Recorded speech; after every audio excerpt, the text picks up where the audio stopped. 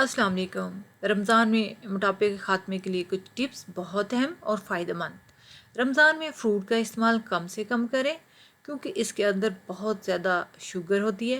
سحری کے ٹائم دودھ پتی کا استعمال نہ کریں، یہ آپ کے وزن کو بڑھانے میں مددگار ثابت ہوتی ہے۔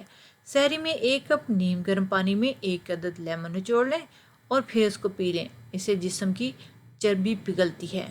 یاد رہے یہ عمل آپ نے کھانے سے پہلے کرنا ہے آدھا گھنٹہ۔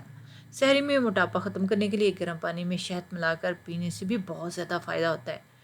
موٹے لوگوں کے لیے اپنا ڈائٹ پلان تیار کرنا چاہیے۔ سحری کے لیے سحری میں 1 روٹی جو کہ 7 انچ کی ہو تقریباً وہ کھائیں اور اس کے ساتھ سلاد کا استعمال کریں۔ سحری میں 1 کپ دودھ لے لیں یا 1 کپ دہی لے کے اس سے زیادہ دودھ دہی کا استعمال نہ کریں۔ سحری میں نیم گرم پانی کا استعمال کریں اور اگر اس کے اندر آپ زیرہ ڈال کے اس کو پیتے ہیں تو یہ آپ کے لیے فیٹ کٹر کا کام کرے گا۔ موٹے انسان کو چاہیے کہ وہ افطاری کے ٹائم تلی ہوئی چیزوں کا بالکل استعمال نہ کرے، سادہ غذا کا استعمال کرے اور غذا کے ساتھ سلاد کا زیادہ سے زیادہ استعمال کرے۔